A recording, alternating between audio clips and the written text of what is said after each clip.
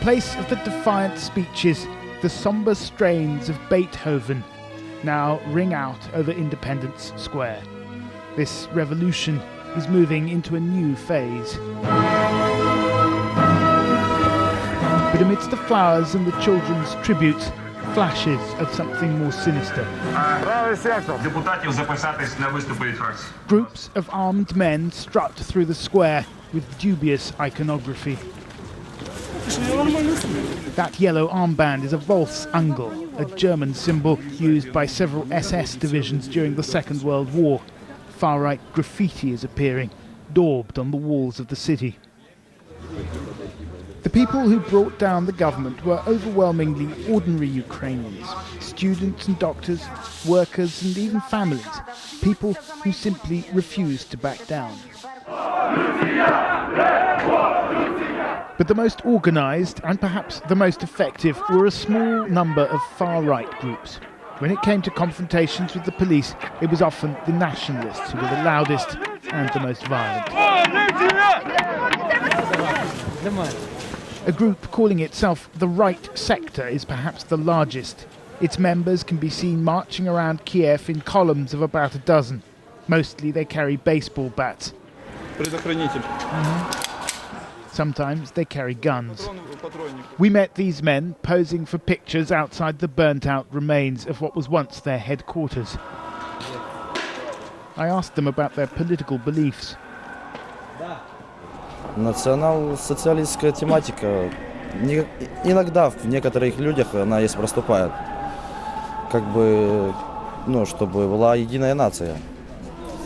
Но не у всех это не заложено в основе этой организации, это у некоторых людей есть. А у вас? У меня лично есть. В смысле? Объясните. Мне как бы нравится эта идея единой нации.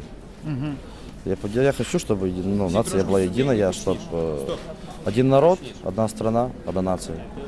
А это подразумевается что? Как бы, чтобы чистая нация. Не то, что там, как бы у Гитлера как было. В своем роде немножко, маленько, но было, чтобы своя нация. What about the East, I asked? What about Crimea, where many Ukrainians feel close historical ties to Russia? Кому нравится Россия, пусть едут в Россию. Украина только для украинцев. Police have largely disappeared from the streets of Kiev. Law and order is maintained by so-called self-defense groups. Not all hold extreme views, but those who do are often shy of the cameras.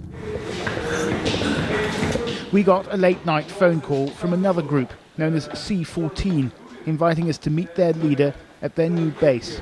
It turned out to be the former headquarters of the Communist Party, now occupied by the far right. It's our general mission to totally ruin chains that connect our country with the imperial power from the past. And that being Russia? Yes, we can do Russia, not only Russia, Soviet Union. Are you a Nazi? No, I don't think I'm a Nazi, I'm a Ukrainian nationalist. What does that mean?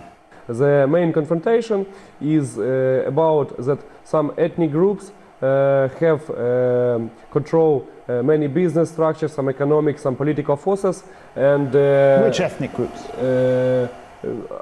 Russians and Jews and the Poles. It may be some non-Ukrainian group control a huge percent of some economic or political power. And of course, in this situation, Ukrainian people have some tension between it, and it causes conflicts. Mr. Karas says his group consists of around 200 men.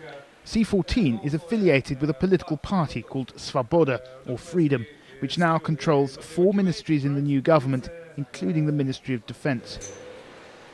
2 of its MPs were recently photographed brandishing well-known far-right numerology.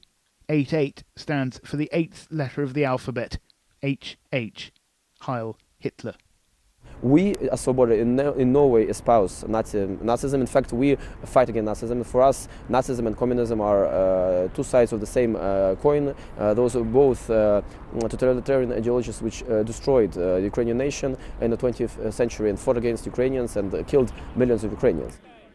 The fervour of the revolution is beginning to fade now. People are starting to move on.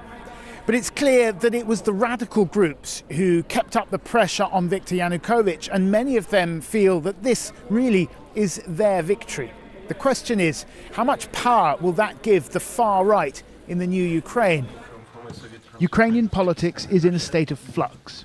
Different groups are jostling for position.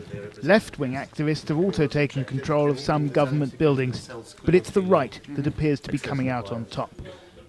When the fighting started, they started to attract more and more young people, and then not only young people, but all kinds of persons. Where they were marginal, regarded as marginal previously, now they are seen as being at the core of the protest, and therefore at the core of those who now have a popular legitimacy to make decisions. With their anti-Russian rhetoric, events in Crimea will almost certainly play into the hands of the nationalists. No one knows exactly how strong they are in terms of numbers, but the influence of the far right in Ukraine is growing.